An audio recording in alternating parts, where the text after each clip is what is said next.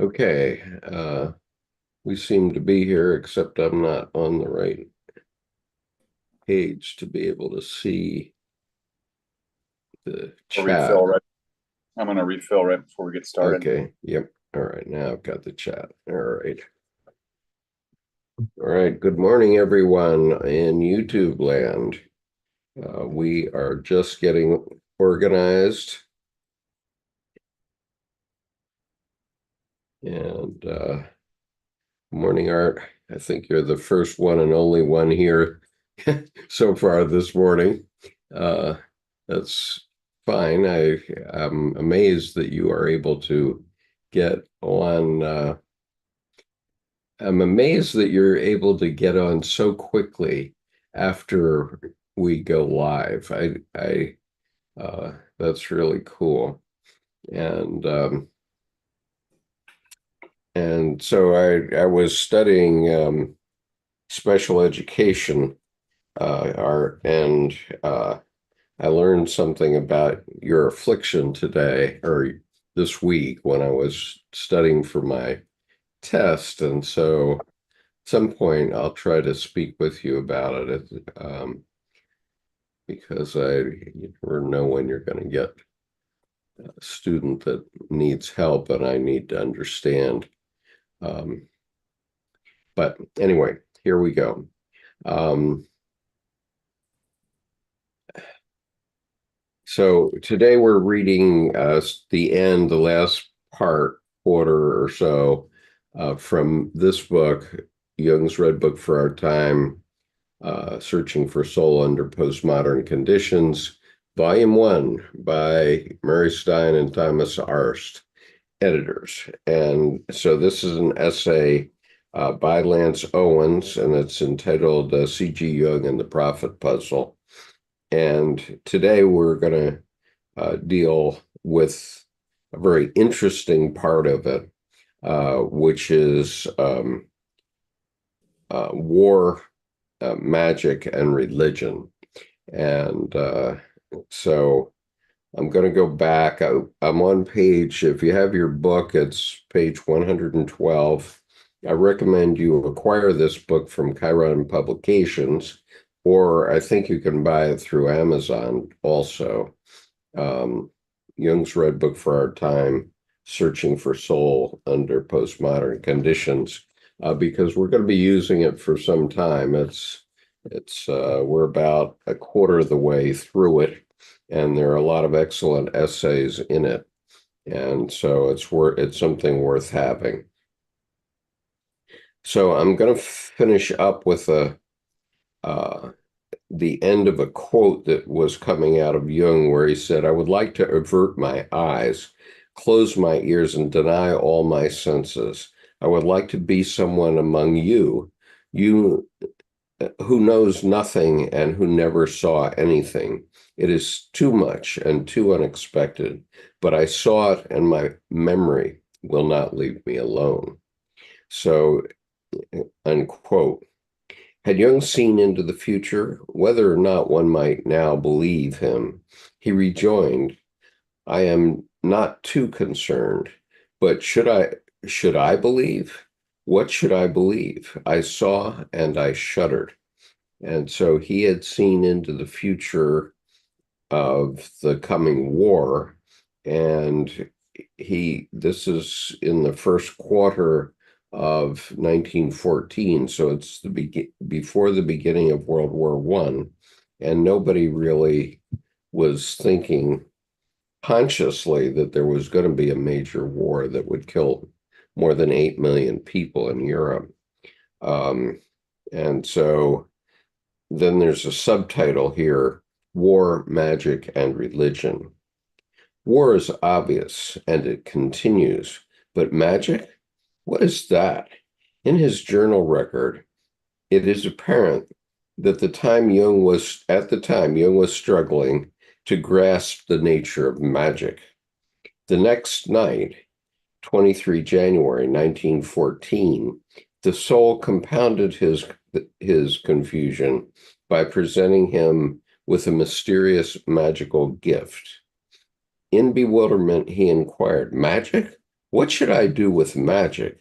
I don't believe in it. I can't believe in it.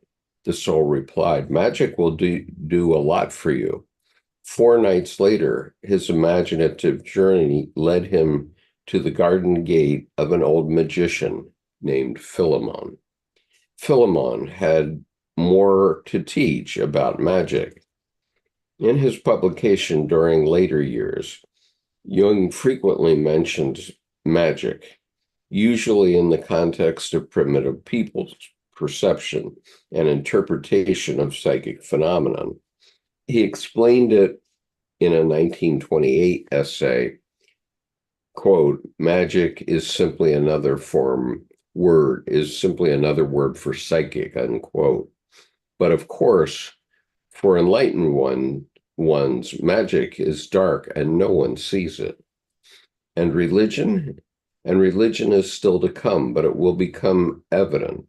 The singular overarching theme of Jung's revelations in Liber Novus is that we stand at the threshold of a new age, synchronous with the turning of the heavens and the passage of the astrological age of Pisces. The 2 millennia-long eon dominated by Christianity is now approaching its terminus. In the coming age, the new eon of Aquarius, a new God image and a new religion will eventually take form. This is the proclamation Jung presented on his first folio page of the Red Book. It is the way of what is to come. Okay, I'll stop there for a minute, Jordan. You know, something that came to me this week about this last piece. If I go back to page 112, the last line in the excerpted quote, but I saw it and my memory will not leave me alone. Saw it is experience, and then memory is a vessel. So it's interesting because then the experience there is fluid, which is Pisces, and then the memory vessel is Aquarius, the water bearer. So it's interesting, we're moving from water to water bearer. And even though the elements astrologically are water to air, air contains another vessel word, water, and condensate or vapor. And so it's interesting to me that even a cloud in this sense would be more akin to the concept of a vessel in regards to memory, because it doesn't really have walls, though it is distinct in its identity. So I just thought it was interesting moving from water to water bearer. And I just had never noticed that sequencing to lose the elements, keep the element on the first one, but look at the symbol on the second one. So, the fish to the fish in the cup, as it were. Yeah, I guess I should go back and read this entire quote, because it gives a little bit more context of this.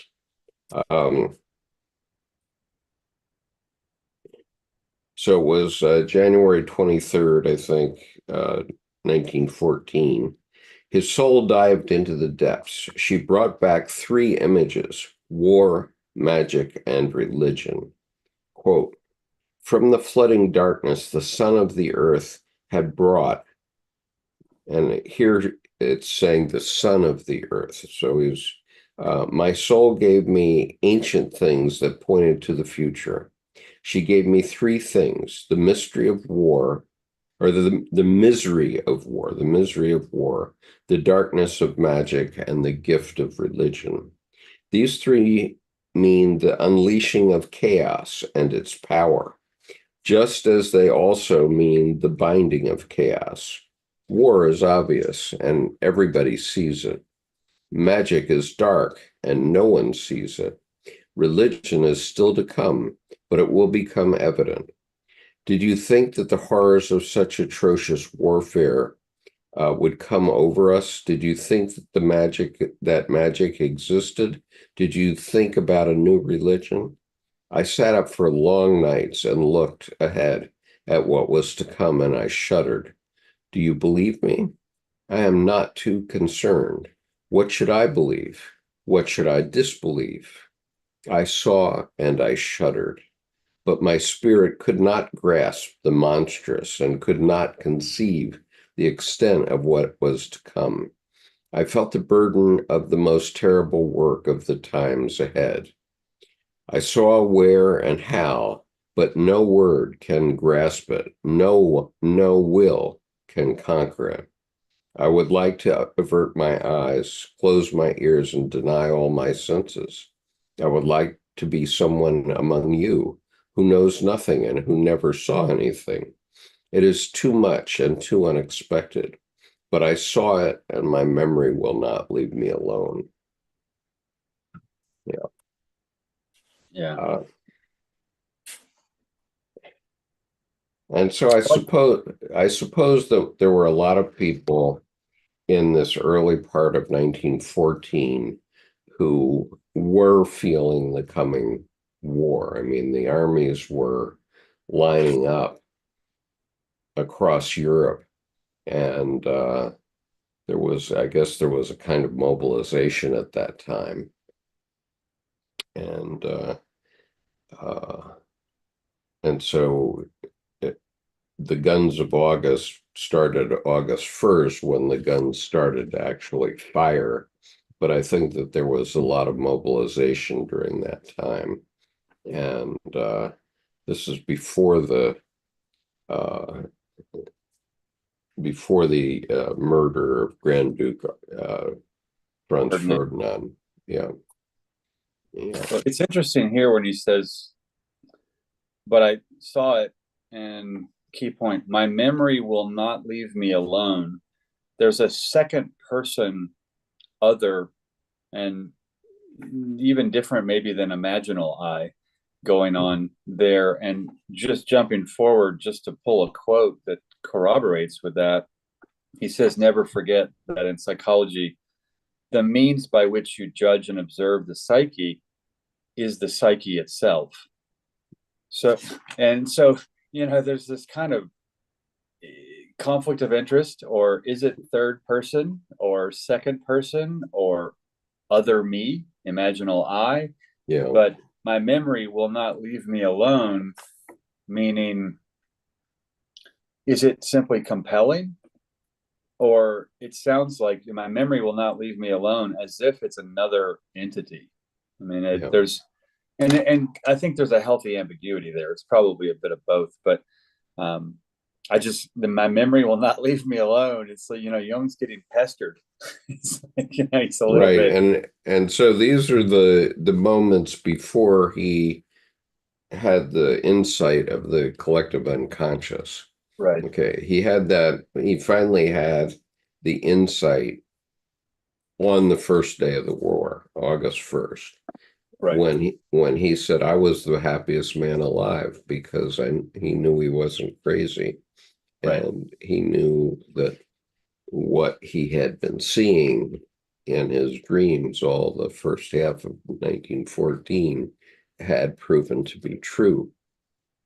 And I feel now, I've said that I felt like this election campaign this year is a lot like 1964 when Goldwater was running. Um, and Hmm. and there was a feeling of foreboding. He was ready to go out and start bombing Russia at that point. He was a retired Air Force major general, a reservist, but a major general in the Air Force. And he, like a lot of Air Force people, they've got their weapons, so they want to go do something with it, right? And it's just like Patton when he got to Berlin and met the Soviet army, he wanted to keep attacking into Russia because he figured he'd have to eventually. And so let's do it now while we've got the army here to do it. That was his attitude. Right. And But then so I've had this feeling of foreboding and for some months now, and it's come out in my paintings, and at least they're communicating with me, whether anybody else agrees or believes me or not. And and so I'm getting this stuff right now. It just comes, it flows through me into my paintings. I'm amazed at it. But then we had the terrible debate that was pretty bad. And so it started to feel more like 1968 because the terrible debate was like the murder of RFK Jr. And also a reference back to Bobby Kennedy, and then Trump got shot, and in short order, um, all of a sudden Kamala Harris is the candidate, and everything has changed about the feeling. I mean, and that even that came out in my painting this week. Yeah, It's interesting to me too. Just the dyslexic lies in the irony, where yeah, this perpetual war, previous administration, no war, and then who's the evil monster? Well, the one with no war. And then I look at Ukraine, and I had a "We're with Ukraine" banner on my website for a while. I took it down. I mean, his wife just got a Bugatti. It's a $5 million car. I mean, so, and then we accidentally send them $6.2 billion by mistake. I'm going, wow, I should go be an accountant. I could make mistakes like that. I mean, right. so I Uh, mean, there's a whole, I think, terror in the media driven buzz where we're going to forget about it being shot in the ear within a week, but we hold on to January 6th like it's a neuroses that cling to the death. And right. I just see that there's so much ideology that's talking out of both sides of the mouth, and Yeah, and yeah. yeah, and it's just suddenly I mean, this stuff keeps coming through my psyche, whether I want it or not. So I was messing around with a painting. I showed you this before we started, but I'm going to show it to everyone. I was messing around with a piece of 32-pound paper, which is not heavy enough for Right. watercolor. And so I started to paint on it, and almost immediately I decided that it was not good enough for a watercolor. But I decided to do some experimenting on it, and I was experimenting with uh, all these paints I have that are fluorescent, and also with two paint pens, one gold and one silver. And so I drew in some of my doodle with these paint pens, and then I was putting paint, and I only had like one area of the painting that I had not painted yet. And I'm looking at these fluorescent paints, and I see this one that's kind of like a bilious green. And so I said, okay, I'll try this in a little spot and see what happens. And so what I got was, everybody knows um, what this means now. What I got was brat. Uh, wait a minute, why didn't that come up? Okay, so here I was fiddling around with it, and all of a sudden this color shows up everywhere in this painting. And And so you see it here where it's gone out, and it's showing up everywhere. And I realize that this is the color that this singer, this pop singer in Britain, calls Brat, that relates to her album. But immediately this color got um, adopted by the Harris campaign, or actually not adopted by the Harris campaign, just the collective unconscious. It's everywhere on social media right now. And and the color, because of the singer in UK, is called Brat. And it's really like a bilious lime green, but she called it Brat. And so the whole internet uh, started to refer to it as Brat, and referring to Kamala as Brat. And of course, a brat is a uh, is a brilliant child who doesn't know, um, who can't be controlled. Okay, a Mhm. brilliant child who can't be controlled is a brat. And so, as you see, within 5 minutes, this whole painting was taken over by this color, and and boom.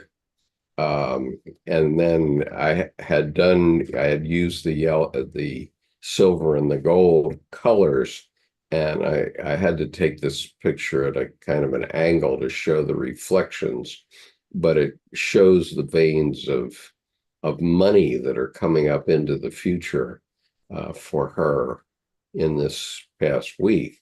It's just incredible. And so you see here, I put the name Brat on this painting, and it really expresses that. So even though I thought, geez, this painting isn't going to be anything, I'm going to probably throw it away. But all of a sudden, bang, I see the Brat, and I go, woo!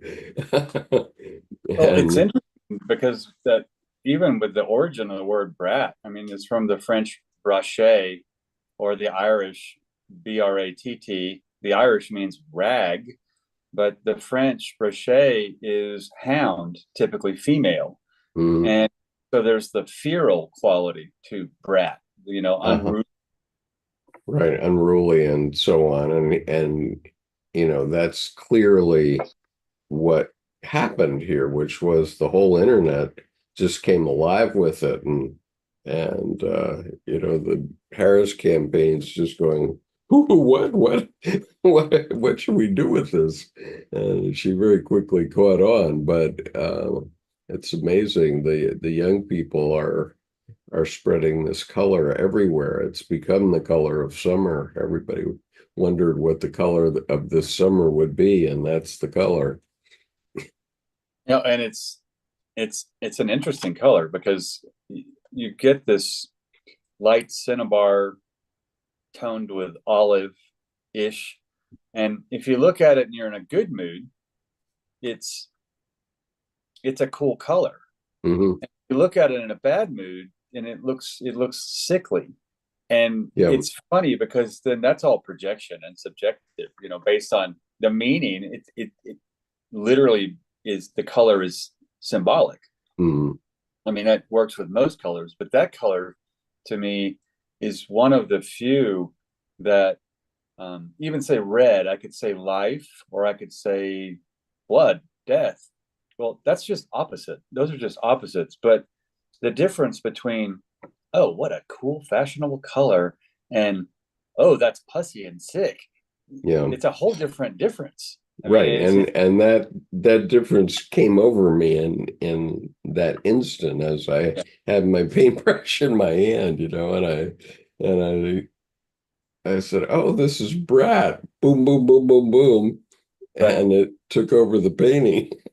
Yeah, yeah, And so here, this painting that I didn't think amounted to anything actually is in keeping with the sort of the story that I've been telling about my paintings over this year.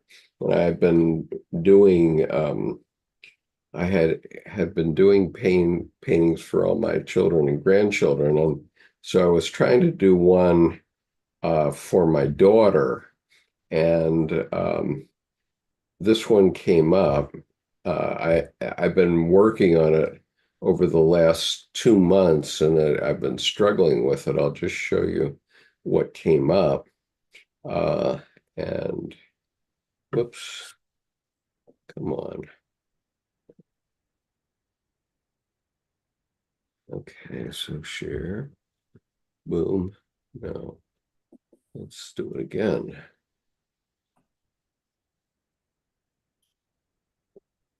Here we go. I'm hitting the wrong share button. Okay, so this one I had been doing for my daughter, and for a bunch of reasons, she had asked for blue as her primary color, so I decided to put that in the middle of the painting. And very soon after I started this took about 2 months. This is 18 by 24.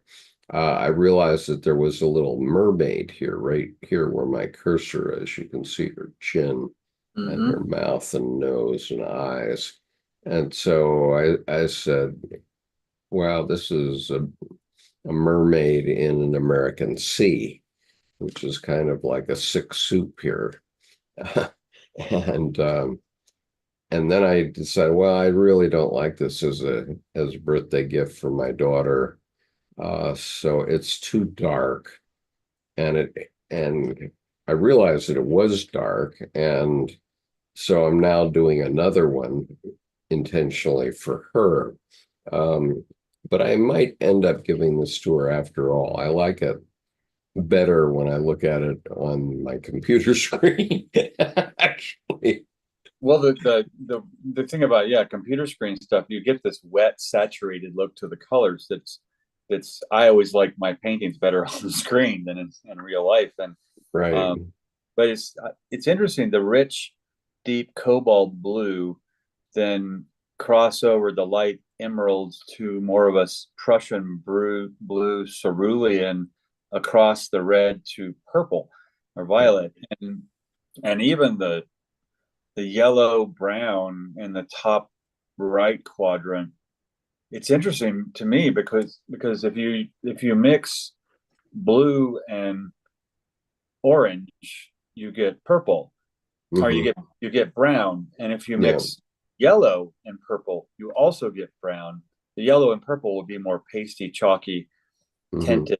The blue and the orange make more of a red living earth, and you've got that red living earth brown, and then the crimsony Chinese vermiliony. I mean, it's the colors are really vibrant in this. And Yeah. what's interesting is at first it's almost, the first thing was, oh, too many chefs in the kitchen, and I'm like, well, stop looking at the whole thing, travel the eye around, and it's, oh, look at this room full of vibrant things, people, Yeah.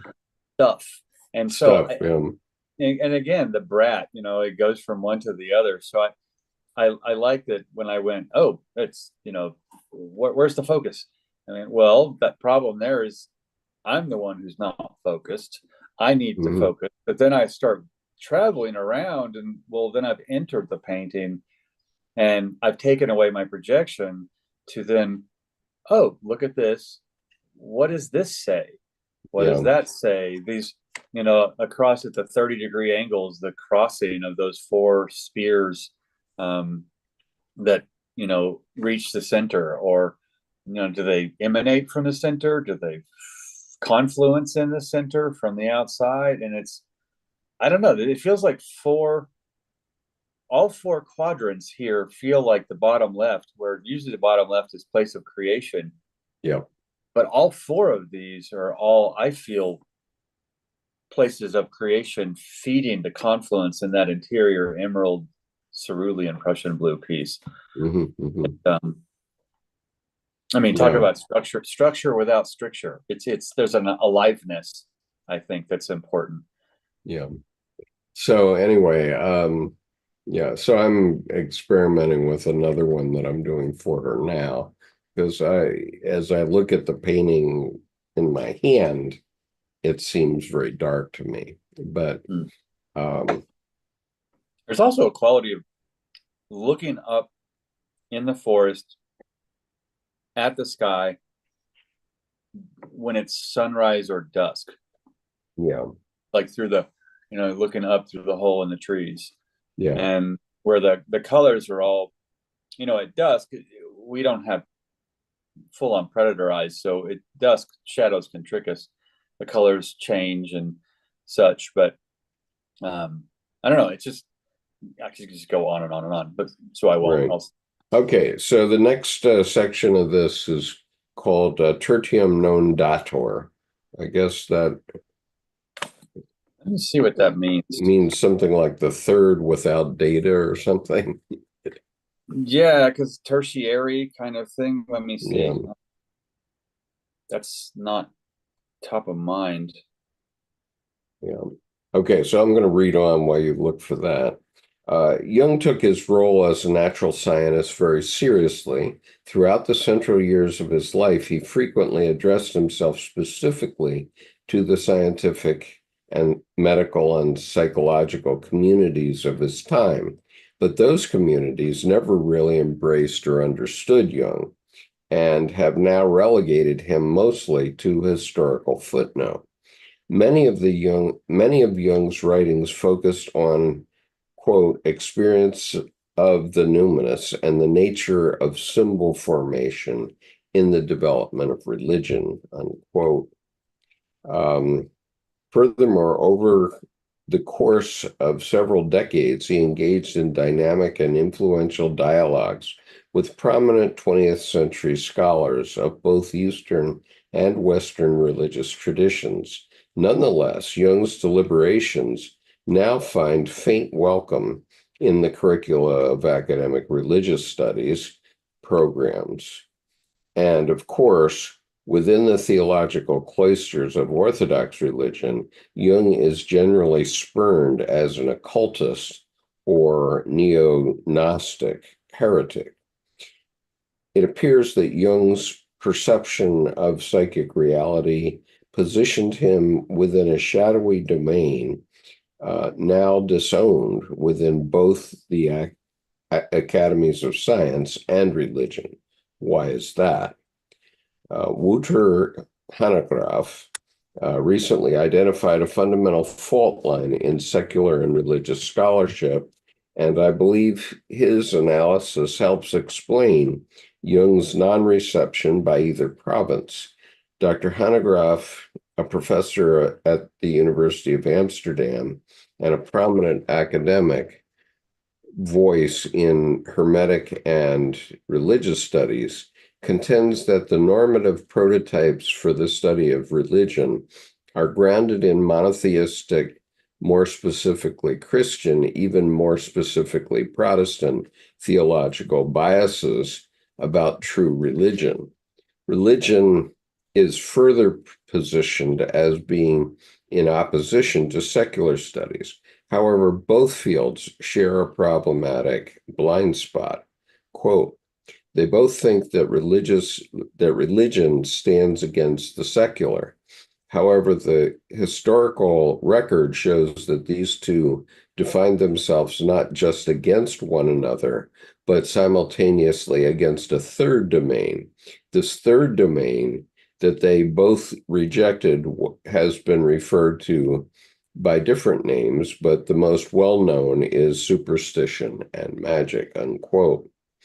Religion and secular science position themselves in a dyadic or oppositional relationship, but in fact, both define themselves not only explicitly against each other, but implicitly against magic and superstition.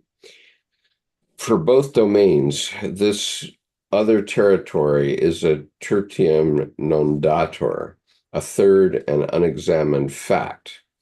Magic is dark, and no one sees it, unquote. Hanegraaff employed the terms superstition and magic as shorthand for a range of alternative non-orthodox currents in culture, potentially including folk magic, shamanic practices, hermetic magic, hermetic magia, alchemy, Paracelsian medicine, mesmerism, 19th century spiritualism, and perhaps even the 20th century science of C.G. Jung. Whether or not that latter name is properly appended to this list, Jung was nonetheless immensely interested in all of the former subjects. Okay, comments? Yeah, so tertium non datur means there is no third, and in parentheses option. There is no third option. Mm-hmm. So it's also referred to the law of the excluded middle, if you look at Aristotle. And Uh-huh. and the idea is that a dichotomy defines the universe of possibilities. Mm-hmm. And that's very much, it's 2024 now, though it feels more like 1984 Right. Orwell. So it looks to me then the law of the excluded middle, we're so polarized that it's not that we don't have centrist or center. There's not a dignity in the difference. It's always one or the other. And then in the law of excluded middle, there's neither true or false because both don't contain their opposite, both ignore the middle, which is their opposite. So it's interesting that the drivers on one side or the other, um, the tertium non datur really describes the political scenario right now. Yeah. I mean, as I was reading it, I just kind of my eyebrows went up and went, "Well, that's apropos." Yeah. So Cherie is here and she says the surrender to nature's strangely confused formations in us is a feeling of harmony with force responsible for these phenomena. She was quoting Hermann Hesse. Thank all of you. And Penelope says, hello, I just see that you are doing your live. I will have to listen later. I'm just going out to visit the magnolia tree. Nice. She has a beautiful magnolia tree outside her abode. Okay, so we're going to I like go on. the Hermann Hesse quote because to me, it's every time I hear the word chaos, um, that's a human-made term to approximate nature, and it always has a negative or pejorative kind of connotation. But the reality is, nature doesn't have any chaos. It doesn't have any order. It doesn't have any disorder. And there's no happy, sad, glad, mad. There's none of the personifications we Well, and put there are on. no straight lines in nature, right? Exactly, and actually, even um, even if you look at a crystalline lattice structure and say, well, those are straight. Look at the rhomboid or the pyrite or something. Mm, If you looked at it microscopically, well, it's lots of little cubes in it that look like it. So it's fractally. yeah. So and every straight line, I kind of wonder, well, is that kind of a little segment of an infinitely large circle? It's Mhm. still a little bit of a curve because it's that aliveness again. Yeah. Okay, so there's about 5 more pages in this, so I'm going to push on. And so the next section is called, Did You Think That Magic Existed? Jung's, Jung's conception of the psyche encompassed and reified a domain of human experience articulated by terms such as superstition and magic. He allowed that magical was simply another term for psychic.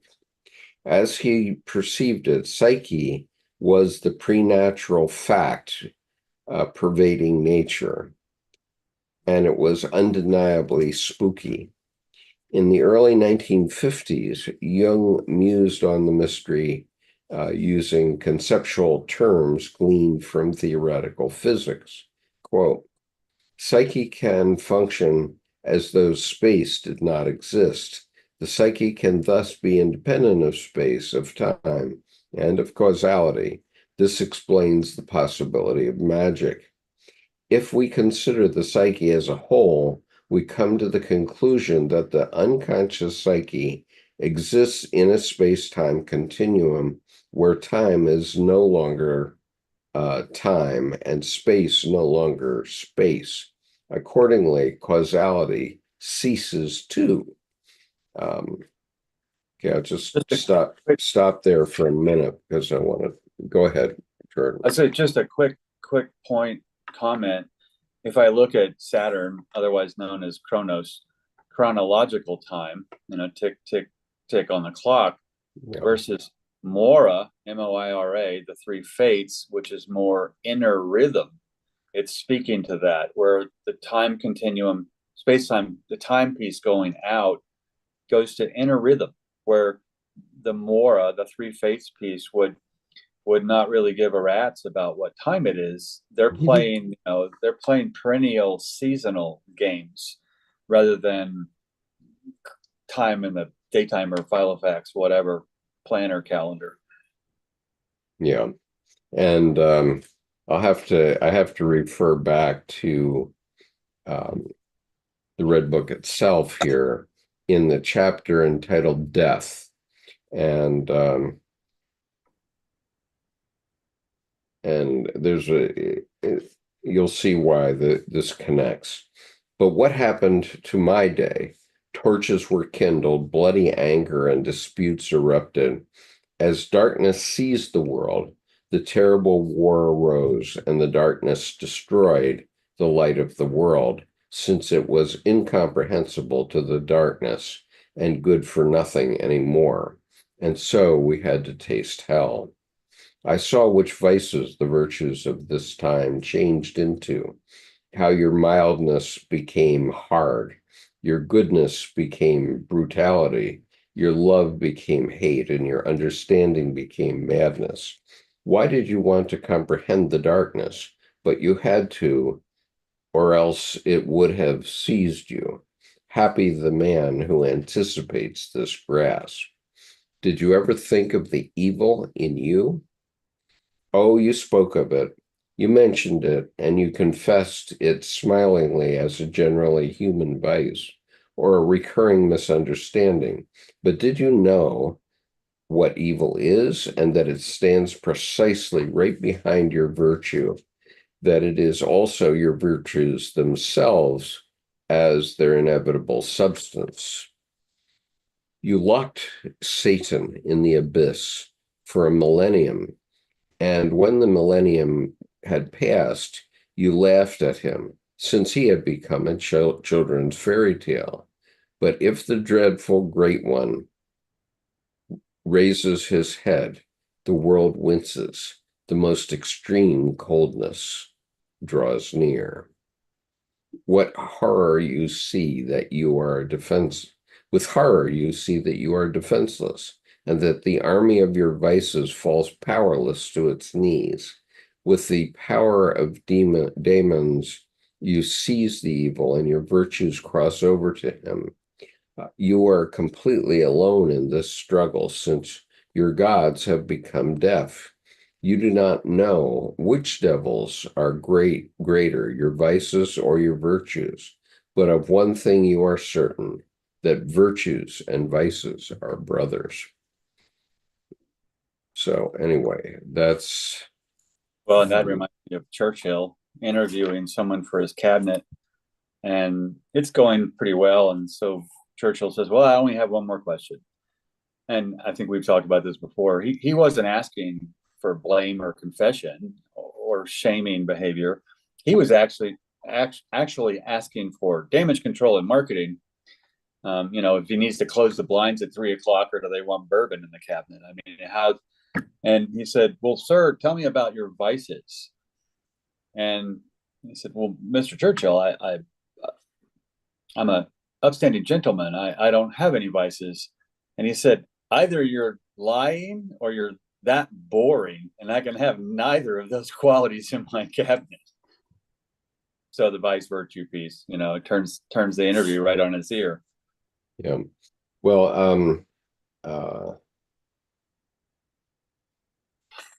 yeah, and I was having a conversation about that passage with my wife this morning, and she made the comment, "Well, that 1,000 years never existed. It just it, and in Buddhist philosophy, that time is irrelevant." And then I get to this next section, so listen to this.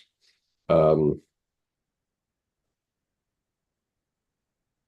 where did I stop? Well, actually, to speak to Debbie's comment, it's interesting just in a minor, detailed way in terms of time is irrelevant. Um, every time someone says 20 years ago, I always think 1980 first. And it's, that's not 20 years ago. That's 44 years ago. But you start looking at what's your marker in your mind, Yeah, because then what happens is that doesn't make 24 years irrelevant, but somehow the 2000 minus 20 becomes the calculus by which, because initially I had the perception, and then I stop and go, well, okay, no, that's, but the mental part is true there with the Buddhist time is irrelevant because obviously I can't add if that's the case. yeah. Accordingly, causality ceases to exist too. This is in the quote. And then it says the psyche was both the boundless underpinning of consciousness and imaginably also its primal source. In commentary on the Tibetan Book of the Great Liberation, composed in 1939, Jung asserted, quote, the psyche is therefore all important. It is the all-pervading breath, the Buddha essence. It is the Buddha mind, the one, the Dharmakaya. All existence emanates from it, and all separate forms dissolve back into it, unquote. And so my wife is in the next room taking a Buddhist lesson right now. So anyway, time doesn't exist. So in the section of Liber Novus entitled The Three Prophecies, Jung asked future readers, did you think that magic existed? One might now additionally inquire, do you think psychic reality exists? Jung's views on the reality of the psyche certainly stand beyond what the spirit of this time accepts. But at the speculative edge of quantum theory, cognitive studies, and theoretical physics, eminent scientists have recently forwarded unitive panpsychic theories of consciousness and matter no less uncanny than Dr. Jung's. Jung's Jung's affirmation of psychic reality was, nonetheless, not grounded in philosophical or quantum theoretical speculations. It grew organically from and in an ethical obligation to unique observations of psychic processes. Those processes were, of course, subjective. Jung confessed this ultimate subjectivity of his work on several occasions, speaking in London at the Tavistock Clinic in 1935. He stated, never forget that in psychology, the means by which you judge and observe the psyche is the psyche itself. In psychology, the observer is the observed. At the Eranos conference in 1946, Jung explained further, the tragic thing is that psychology has no self-consistent mathematics at its disposal, but only a calculus of subjective prejudices. There is no medium for psychology to reflect itself in. That it can only portray itself in itself and describe itself. That logically is also the principle of my own method. It is a bottom a purely experimental. It is at bottom a purely experiential process, unquote. His method of science was a purely experiential process. Experiences that Jung vigilantly recorded in the Black Book journals had apparently granted him vision into a vast continuum of time, to the coming of wars, of magic, and the emergence of a new religion. In that context, his statement about the psyche being independent of space, of time, and of causality, or existing in space-time, in a space-time continuum where time is no longer time and space no longer space, are revealed as having a subjective empirical foundation. I have read the section of Liber Nobis titled The Three Prophecies many times, and I have on occasion sat into the night pondering his words, war, magic, and religion. Jung concluded his account of that vast future with grim words, I saw and I shuddered. I do not, of course, know what he saw, nor do I fathom how he saw it, but following his path, I have seen foreshadowed there the way of what is to come. Okay, I'll stop there for the moment. I think just one simple or short comment, that a subjective empirical foundation. I mean, there's, rather than contradiction in terms or even paradox, synonymously fluid foundation or living foundation. And I think a physical example would be plate tectonics and the molten material between them. I mean, so there's the subjective empirical foundation is, it's a really good way to put that. It's not just subjective, because it's not like he's just willy-nilly, throwing darts all over the place. Yeah. So Richard says God's magic miracles aren't evil, but shows his power and might. Magic should only be used when all else fails and not for personal gain ever. Okay, well, in this matter, Richard will disagree because it's God is also in the shadow, according to Jung, and we can't just say that our God is Pollyanna and think it's wonderful. If we look at Gaza right now, there's nobody that can think that that's not evil. Okay, and Well, and to me, that's a great point, because if your God hates other people, then that's you and not your God. And precisely. so I think this co-opting the divinity piece of the capital A all. And I Right. think then that becomes ideological and not healthy and natural. And the Right. ideology, what is it? I think Jung said that the three primary vices actually are sex, substance abuse, or ideology. And ideology is really the tricky worst one. So the other two are just, if I look at food, did I Well, eat too many burgers? I mean, it's the well, kind of thing. and what is substance abuse? Substance abuse is a belief in magic. It's a belief that something magical will happen if you take a substance. I know the kids that I teach think that. They think that uh, if they participate in the drug trade, that's only a way to get money, and getting money is, then they'll be rich and everything will be hunky dory. Well, not so, Well, yeah, as and as the we idea know. of poison, when someone says, "Well, there's this abusive environment. How long should I stay? How will I know?" And then someone else comes back and responds, "How much poison do you think is healthy to drink?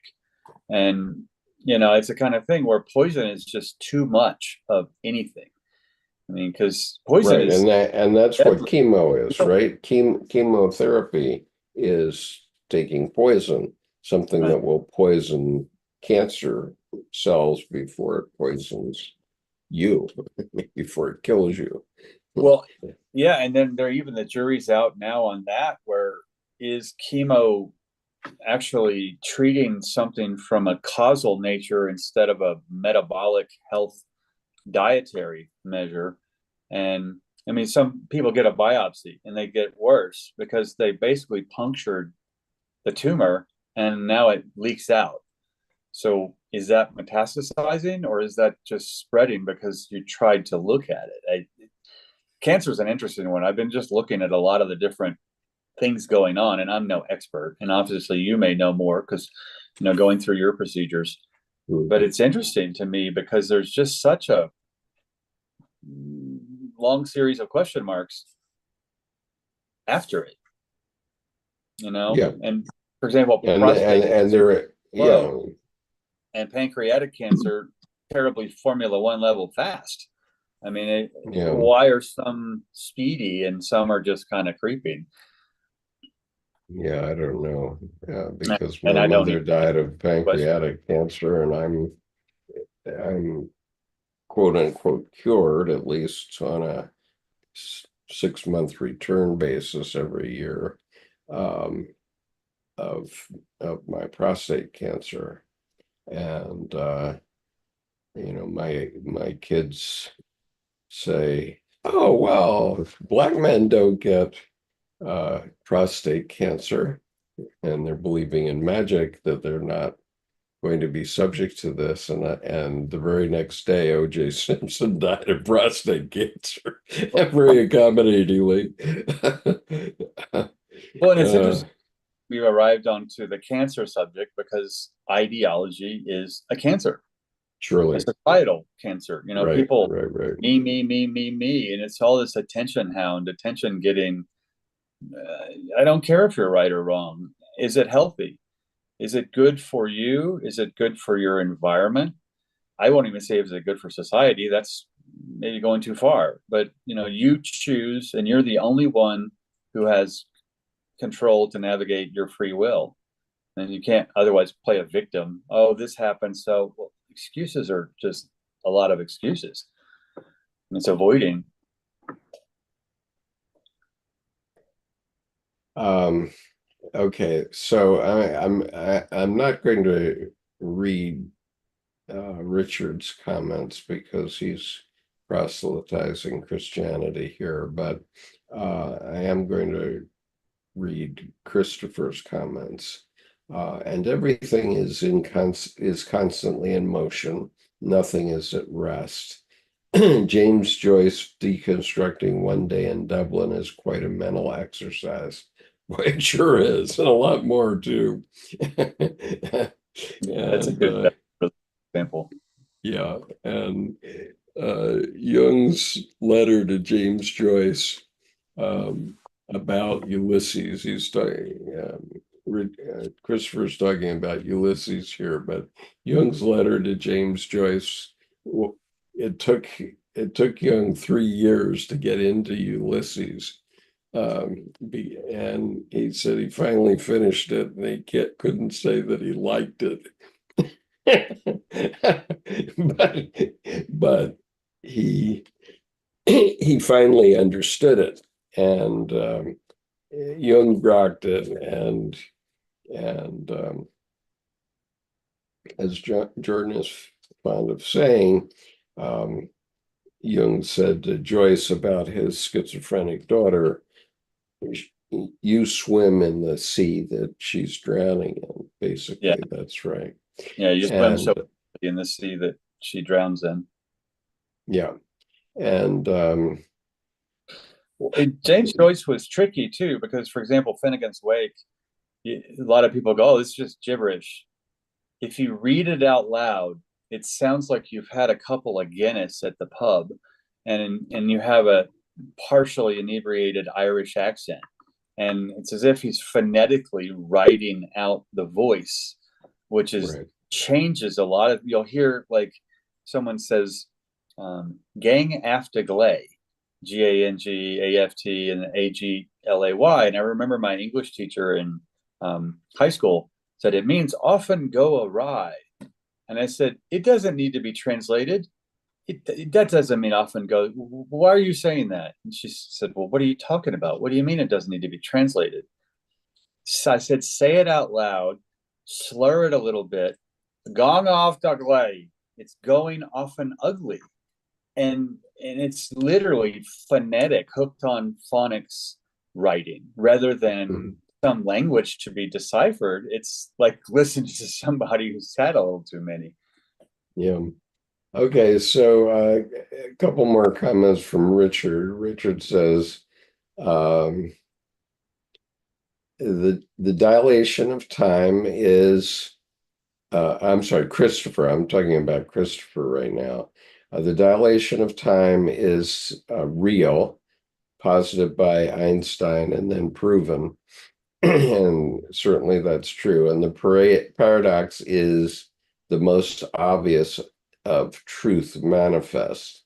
And then modern medicine is a slippery slope.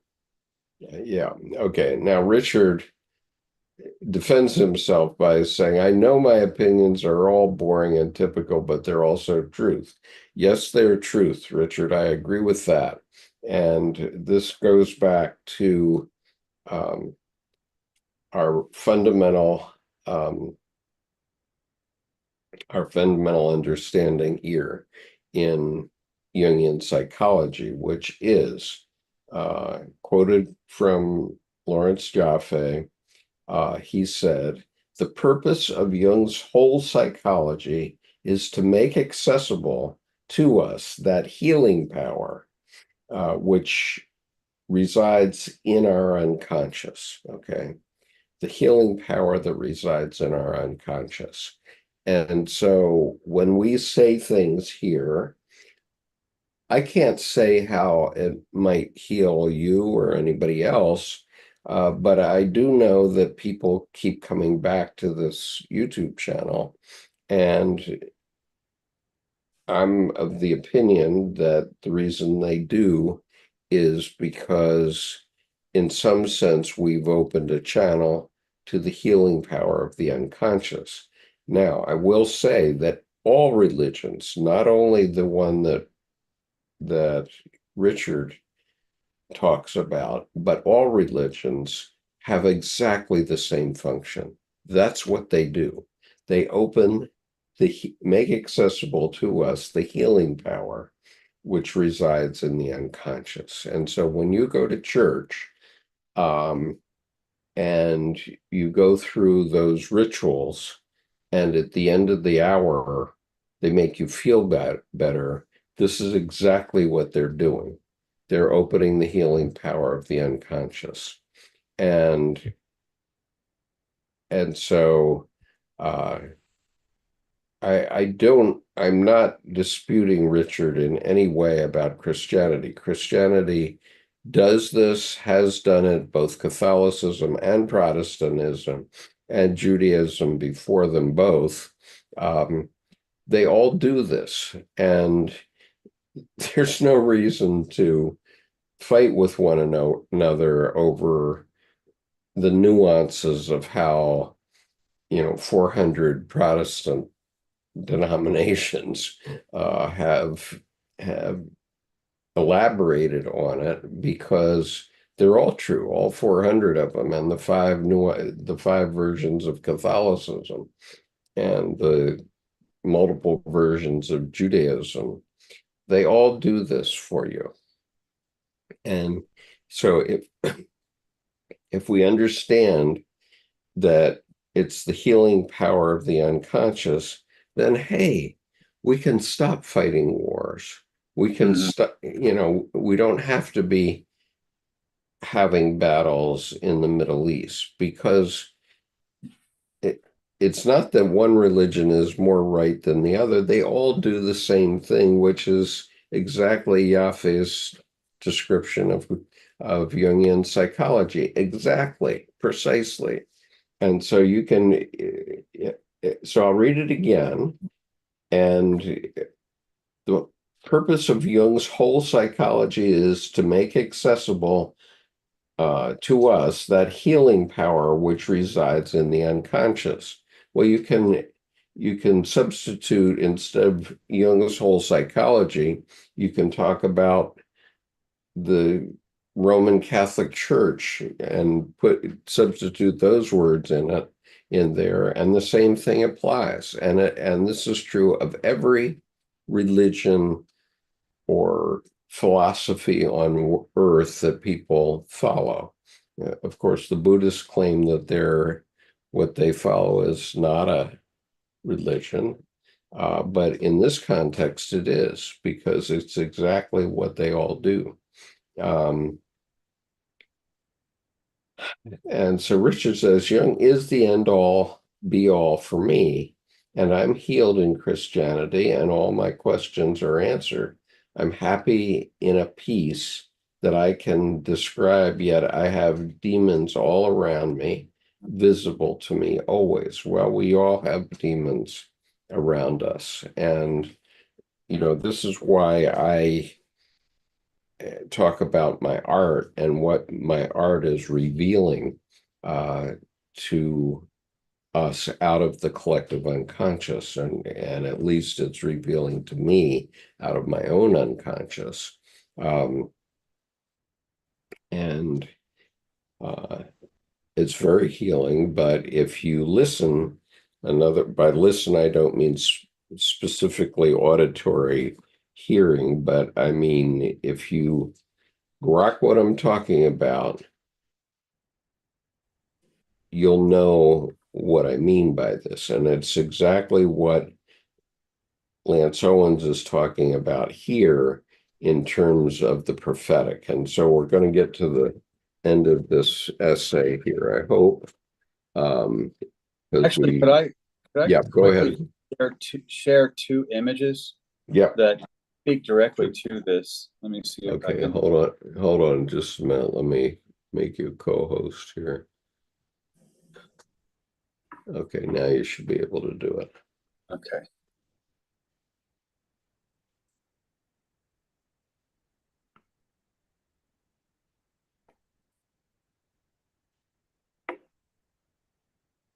Okay. So look at the cat,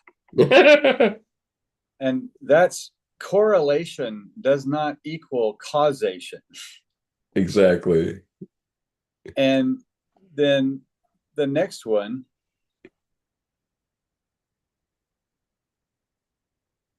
is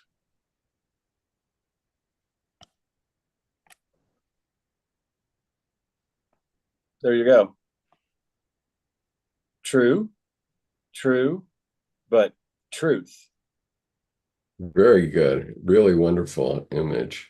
Yeah, and I think this is one of my favorite images I've found in the last several years. It just says it.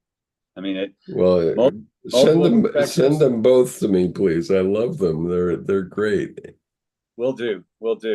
And I really like this one. This is really quite impressive.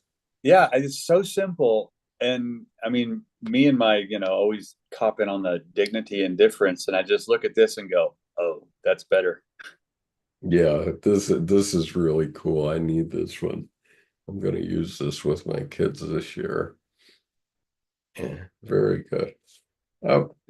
We lost Jordan. It seems that it appears that Jordan might have canceled himself as he removed the picture. So he'll be back. There he is. Okay.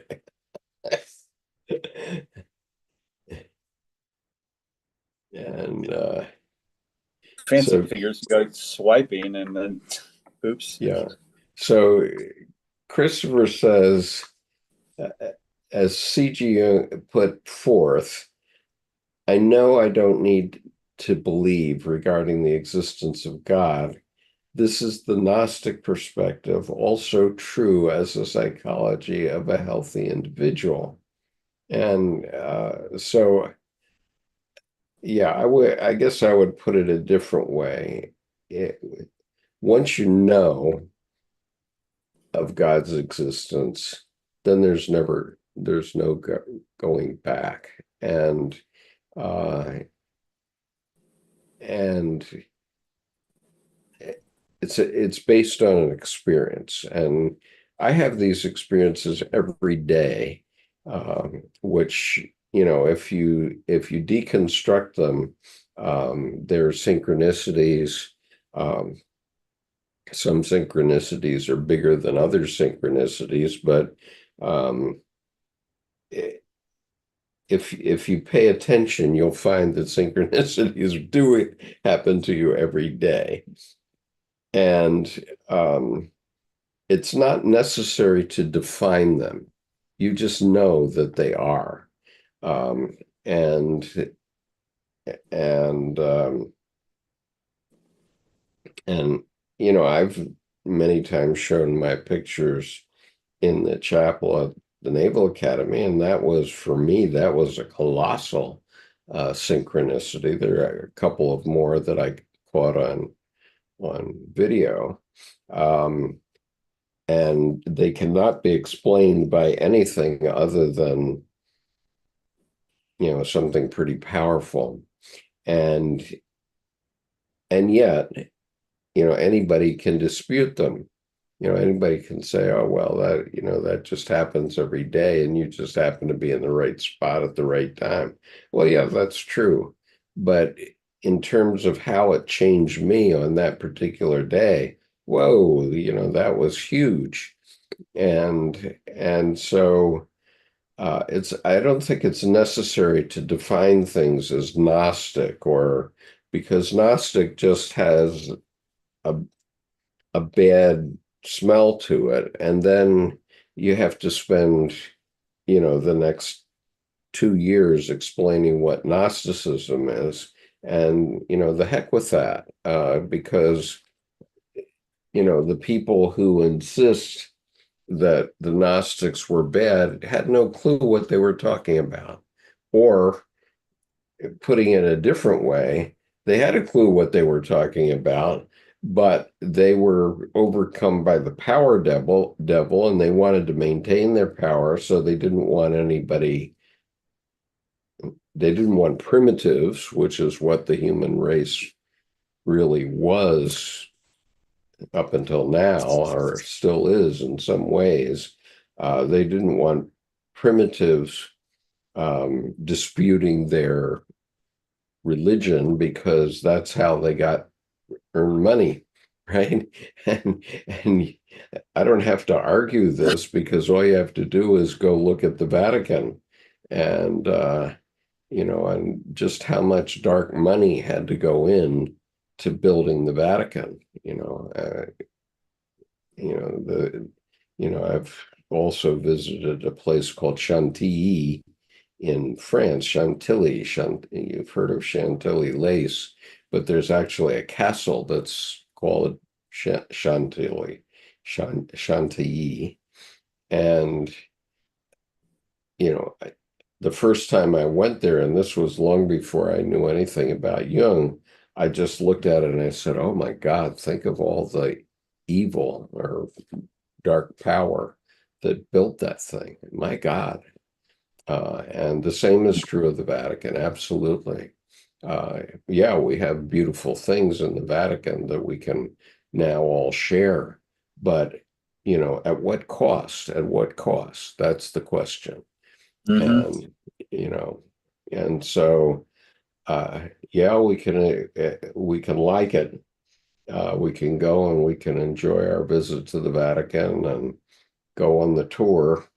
Um, or we can go to the big Protestant cathedrals. You go to the cathedral um, of the National Cathedral in the United States, which is in Washington. And it's actually an Episcopal church. It's not a Catholic cathedral, but it still is a cathedral nonetheless, and called that. Or you go to the chapel at the Naval Academy, which is called the Cathedral of the Navy, and it's certainly a cathedral as well. But they prove nothing. If you don't have the experience and grok it, if you don't get what I'm talking about, then you're never going to.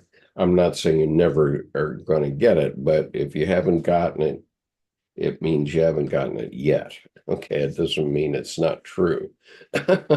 Well, exactly. And I think even with politics too, instead of right or wrong or right or left, there's also, instead of infighting, look at who has gotten people to fight amongst themselves. Where are the strings? Who's moving the marionettes? Who's Yeah, who's the puppeteer? And it's just follow the money. And absolutely. and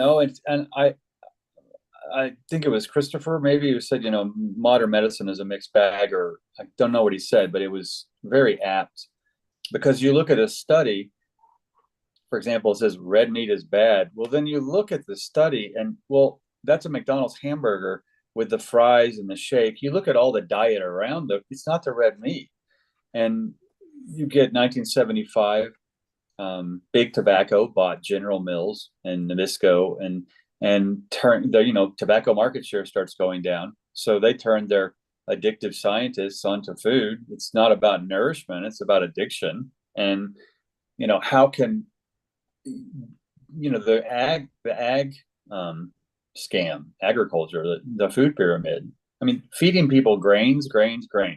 Well, we fatten up hogs and cattle with grains. So what do you think it's going to do to us? And this obesity epidemic piece gets around to grains was traditionally, and mush and porridge as a slave diet. The Yep. powers that be got the meat, and too many grains, and you have a brain fog, and you're complicit and compliant. Yep. I'd rather be, salty and defiant and non-compliant than all, sweet and sugar. Or brat. Or brat. Yeah, there we go. Brat's a better word. Yeah, brat. There's brat. Right. And then, because brat has a vigilante streak 8 miles wide running right through it. Yeah. Okay. So reading on. War is obvious and everybody sees it. In 1914, Jung realized that his visions had foretold the coming of war. But was it just one war? I peer out across the continuum of time and sense that war is not done. War is yet to come. The horrendous wars waged by people of the West during the last 3 centuries were typically provoked by quests for geopolitical dominance, or by political ideologies and nationalistic agendas. Do we now approach an epical conflagration evoked in the service of ancient gods at the twilight of their time? I see and shudder. Magic is the second mysterious movement within Jung's 3 prophecies. What is this dark and unseen power, and what roles does it play in his vision of the future? Again, lacking answers, I can only offer intuitions. In Liber Novus, Jung was forced to give magic focused attention. He subsequently described it as an aspect of the psyche. The magic of the psyche grants vision into past, present, and future, and open states of consciousness where time is no longer time and space no longer space. Throughout human history, however, magic has been portrayed as following 2 divergent paths, each with very different objectives. Magic could be used to manipulate matter and people for personal gain. Magicians, for example. Historically, this was labeled black, low, or goetic magic. In contradistinction, the higher road of magic sought knowledge about the self and its relation to divinity. This was the objective of theurgic magic. what magic awaits people in the future?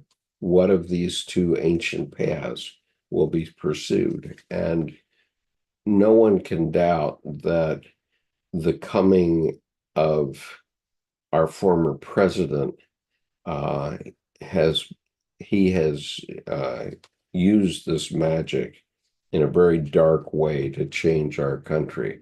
There's just nobody that can deny that, I think. Imagination is the doorway into the psychic realm, as Jung affirmed.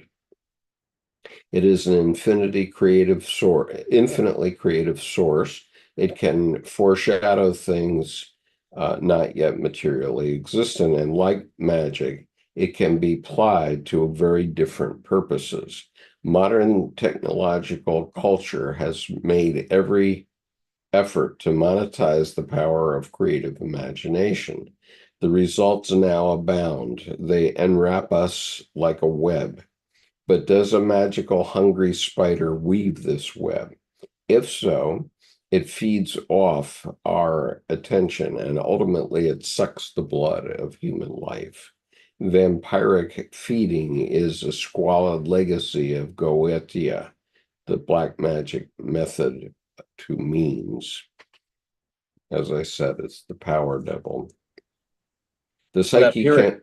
Pyrrhic piece is important. I mean, as retired lieutenant colonel, Pyrrhic victory, the the victory is not worth what it took to get it. I mean, it's way past point of diminishing returns in a Pyrrhic victory. Right. And uh on the day my brother died of after 10 surgeries and 3 liver transplants, my mother at dinner that night with my sister and my father and I said, "We are victorious." Well, yeah, that's a Pyrrhic victory, right? Yeah.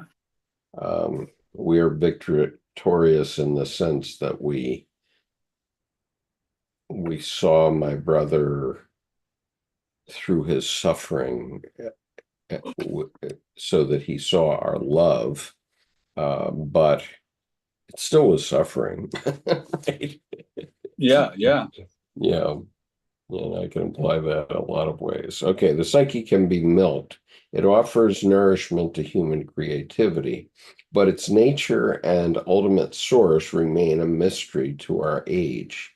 Perhaps when Jung looked into the future, he saw a coming time that comprehended the psyche's fundamental reality and acknowledged, quote, all existence emanates from it, and all separate forms dissolve back into it, unquote.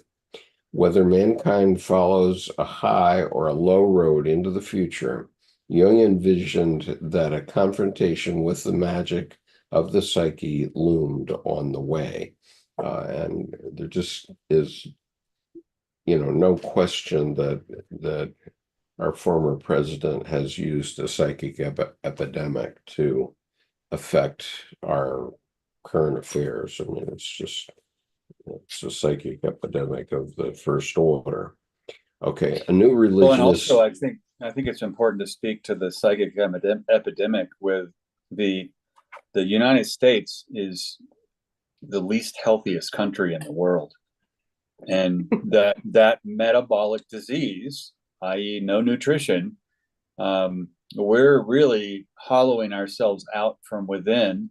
I think there was a study that says 77% of people aged 17 to 23 are by health, obesity, or mental conditions ineligible for military service. So, look at that dating pool in terms of wars. And I'd see, Putin sitting over in Russia going, well, don't ever interrupt your enemy when they're making a mistake. I mean, so there's a whole lot of comeuppance, and the United States is in its Pluto return. It goes direct in September. So it's called the empire cycle for a good reason. Every 250 years, you have to resurrect the dynasty, so to speak. And so we're really in a passage time where, time will tell. And I'm no geopolitical expert, as it were, and I'm honestly this election, I'm right now sitting back in just absolute non-objective, non-subjective observation because I look at what gets my ire up versus what's supposed to get my ire up versus that got my ire up for no reason. Why did that? So I'm kind of sitting back now in this observation mode as much as possible. One, because I don't want to dive in the toxic pond, but two, uh, last thing I want to do is unleash my vigilante and put target on my chest. And the problem is then I could be wrong or right, or I could be right and completely nonsensical. And it's a terribly weird time right now. Yeah, and I am going to take exception to one thing here that Richard says. He says, I agree with Skip totally. Totally, he's used dark alchemy to gain his audience. Well, I think it would be dark alchemy if I was milking this relationship between Jordan and me, and me making millions of dollars on this YouTube channel and Jordan getting nothing. But the truth is, I never have gotten any. I've never had a profit out of anything that I've done associated with C.G. Jung. Never. I've done a lot of things, and there has been occasionally there's a little cash flow involved, but it's never been more income than outgo. Well, and so I would ask Richard, what's the source of spitting that venom and vitriol? I mean, what got your goat there? Because I don't see, if anything, Skip and I are playing in the sandbox and trying to help people understand the psyche better as we're figuring it out on our own too. I mean, we don't have all the answers. Absolutely. And I Absolutely don't see true. how, if that's dark alchemy, then give me more of that, because it's not. And it's kind of like when people demonize Lilith. I'm like, wow, she must be wonderfully irreverent. Any woman worth demonizing that much, I want to get to know her better. It's Yeah. like, Yeah, it's just like Brad. I love is a Brad. Brad. Yeah, Yeah. Brad will be my new theme. It probably come up at the table today. So be your inner Brad. It's like, Yeah, right. well, Exactly. there's a store too over near where my office with no walls is, and they have this shirt that everybody who walks by just busts out laughing. And I think that shirt must sell, I don't know how many a day, but Mhm. it's a t-shirt for kids and it says nearly feral. I'll take a picture of it. Yeah. Okay. A new religion is still to come, but it will become evident. This is the last movement in Jung's three prophecies. Throughout Liber Novus, Jung looked toward what that coming religion, and he associated it with a heritage of so-called heresies rejected by the passing age. Suppressed non-Orthodox traditions that had affirmed the indwelling mystery of divinity in humankind. What will come to you lies within yourself, but what lies there? What a future new religion does finally form. When a when a future religion, I'll start again. When a future new religion does finally form, it will evolve in reflection of that indwelling wonder. Okay. The wonder of divinity within each and every one of us. In conclusion to this profound prophetic outpouring, Jung exclaimed in exhaustion, quote, how can I fathom what will happen during the next 800 years, up to the time when the One begins his rule? I am speaking only of what is to come. The future should be left to those of the future. I return to the small and the real, for this is the great way, the way of what is to come. I return to my simple reality, to my undeniable and most minuscule being. Unquote. Okay, then there's a final section here called the prophet puzzle. And before Is, we do that, just a yeah, one, go um, ahead. maybe an ode to Richard, some biblical scripture. The quote, he or they who take care of the little things will be given much. Yeah, That's Jung saying this in that last paragraph. yeah. Okay, the prophet puzzle. It is difficult to prophesy, especially about the future. Nonetheless, during his 9 October 2009 address on occasion of the publication of the Red Book Liber Novus, Sona Shamdasani was asked to prophesy about the effect this work would have on the future. He replied, quote, I think, donning my prophet's garb, I would say that I feel quite certain in 10 years hence this will indeed transform our understanding of Jung, such that no one will bother with the biographical literature of the previous period.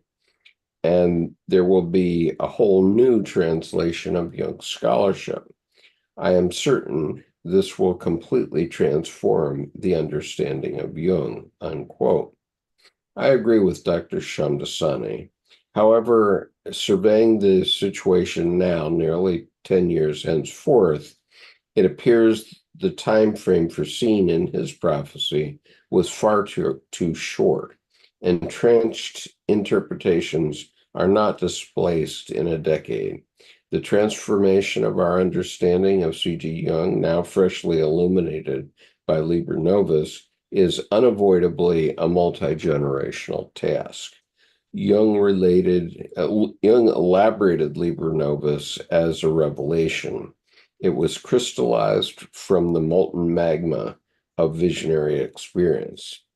It contained a prophecy of a coming new age and a coming of a new religion. Who, except a proper prophet, can foretell how such facts will affect future understanding of Jung or of the future itself? And inevitably, the above assertions evoke a further disquieting question. Was Jung a prophet? What might the archaic word prophet signify to our own time or to the coming new age? These are all pieces of the insoluble prophet puzzle bequeathed us by Carl Gustav Jung. In Liber Novus, Jung proffered a vision of the way to come, but only time can tell its tale. And essay, very nice I essay. love that it ends like a bedtime story. It's Yeah. the language switch. It starts in the wonderfully academic, intellectual, and then it ends up, so he dreams. Yeah. Get out there and do it. Yeah. And Christopher says, the age of Aquarius brings forth truth flowing from the water bearer's container. Absolutely. And, that's why, um, that's why both Jordan and I have water bearers in our possession. Well, Um, and I love that comment, Christopher, because it was Christopher, correct? Because the truth piece of the water bearer as a symbol, Aquarius carries around an empty vessel. It's full of potential. It's full of air because Aquarius is an air sign. So in one sense, the real vessel of air is the Earth's atmosphere. It's an mm, inverse vessel. It's containing that way. But the magic of Aquarius, you look at the symbol, the water bearer. Well, astrologically, it's an air sign. So what gives? The reality is knowing the magic of condensation, and that air itself has tiny little, micro water droplets. So you carry around a wonderfully clean, empty vessel, like a knight on a horse. You're traveling light. and you get everything you need on the way. You need something, you hold up the vessel and you condensate the water and condensate the air into rain, fill the vessel, nourish, hydrate, and then breathe on. So, I mean, Aquarius is one of those, you know, Aquarius is one of those right there signs in astrology where you're coming to the end of huge epochs. Yeah. And it's, Pisces and then Aquarius, and then it just, we're so close to Aries, which is the start of the astrological, this is thousands of years from now. But I love that the truth in the water bearer. I could go on, it would be ad nauseum, but for quite a long time ad infinitum about just the magic of the symbol of the water bearer and how it's not at the finish of the cycle in the big 26,000 year cycle, the percent. It's not at the beginning either. It's kind of 3/4, 7/8, 5/8. You're moving around in that last portion.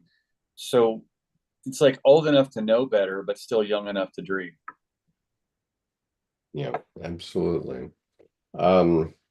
So Jordan, can you do a quick calculation for me?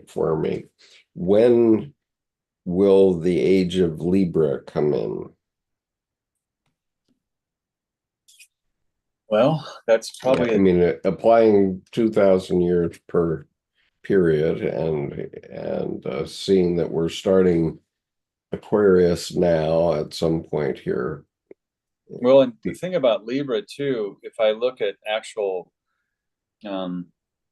carbon dating, the Sphinx and the pyramids, I don't think were built when they think they were, because they align actually in more of a Libran orientation, the Libra. So interesting. playing 17,000 years and not 5,000. So anyway, let me, instead of sidebarring. Yeah, so you got Aquarius, then what comes, then what comes, then what comes. Yeah, so 17,000. Apply 2,000 years to each one. When do we get to Libra? Well, the last one was 15,150 BCE. 13,000 BC end. And next, hold on. Well, I had a much simpler way than what you Well, were yeah, you're doing. adding. I'm going to go ahead and. I'm just saying approximately. So what's Libra, after Aquarius? So let me see. Aquarius, we're going to run Sagittarius, Capricorn, Aquarius. No, Okay. Pisces. No, Aquarius, Pisces, and then Aries. So we're going to go. We're in you're talking about the past now. Okay, because so we just came out of Pisces. So if I go forward 2,000, call it 2,000 years for Aquarius, and then 2,000 years for Capricorn, that's 4. Sagittarius is 6. Scorpio is 8. And then Libra is okay, there's Libra. 10,000. So yeah, so 10,000. So 20. 8 to 10,000 years from now. So duality, okay, which is the balance of the, in the scales, the balance. Everybody on Earth will understand duality, which is a fundamental of Jungian psychology and Buddhism, about 10,000 years from now. Well, that, and actually, I probably could have gone about it in a bigger picture, easier arithmetic, and just said the precession of, call it 26,000 minus the 15,000 I saw, and there's 11,000 left over. So 8 to 10. Yeah. Or, 8 to 11 or 9 to 11, something like that. Yeah. So it's anyway, it's not happening in our lifetime. We're only picking away at the stone that is ancient, that's barbarian humans. Getting into Yoda years, it's like It was like, Okay. in an astrology session, you don't typically put the 200 and is it 40 million year orbit around the galactic center as a transit, because So, yeah, so Lowrider, North Carolina says, uh, do you pour the water when it fills or let it overflow as a water bearer? And I think that we're letting it overflow. yeah, I Um, think that's a good question too. For in that sense, with the water bearer, you're spilling beauty if it overflows, and that's a mess you don't have to clean up. It's yeah, generative to nourish other people, to yeah, help others, yeah, because the water bearer does not fill. The water bearer is itself its own container. The vessel is always full. That air sign is always full. The vessel is to help others. mhm. And so it's intended to overflow. Okay, thank you, everyone. Now we can all go back to the Olympics and get our mind off current affairs for at least 2 more weeks. Except for that opening ceremony. Oh my Lord. Oh, that was amazing, wasn't it? I was just stunned that this has nothing to do with sports at all. Yeah. So anyway, Well, they all wanted to say they were there. Um, and, you know, as in my country is there, my country, right or wrong, is there. And I was just talking about the Last Supper thing, and then the pale horse of the apocalypse that and that wrote in death, and I mean it was straight out of Revelations. I mean it. So talk about visual fairy tailing. It certainly played that Old Testament story. yeah. Okay, so next week we'll be starting into a essay called "In a World That Has Gone Mad, Is What We Really Need a Red Book?" And then its subtitle is Plato, Goethe, Schelling, Nietzsche, and Jung by Paul Bishop. Okay, so Paul Bishop is one of the few non-Jungian analysts. He is a PhD professor of something in um, the UK somewhere. I think he's at Edinburgh or something. I don't remember offhand. I suppose we could find out if we looked at the back of the book. Um, yeah, Paul Bishop studied at Magdalen College, Oxford, and spent a year as Lady Julia Henry Fellow at Harvard. He has published widely on analytical psychology and its relation to German culture, including the On Blissful Islands with Nietzsche and Jung in the Shadow of the Superman, and C.G. Jung, Reading Goethe at Midlife, Ancient Wisdom, and Analytical Psychology and German Classical Aesthetics, Goethe, Schilling, and Jung. He holds the William Jacks Chair in Modern Languages at the University of Glasgow. There you go. That's who he is. But anyway, Letters. we're gonna read his essay starting next week. He has the So whole alphabet after his name. That's nice. yeah. Thanks for So today. yeah, it's been fun, and now we'll go and root for the home team, so to speak. Yeah. Right. We will allow the world's athletes to differentiate themselves um, before they all flow into the same cauldron again or And flow out of it. blessings to Paris having power. Yeah, I mean, goodness, that was just asking for trouble. Yeah, that much. That kind of everything's on edge and intense, and joy turns easily into unruly. And France, vive la. So Yeah. So, aloha, Christopher. Thank you for your wish, and Sherry. and Richard, yours too. And so Richard says, strange I didn't delineate anything religious from it. Maybe that foggy horse bit, though. Well, we're not proselytizing a religion. We're not actually Lance Owens and his sidekick do proselytize a new religion, which is a Gnostic religion. That's what those guys do. One of them, I don't remember which one, claims to be a bishop of the Gnostic Church.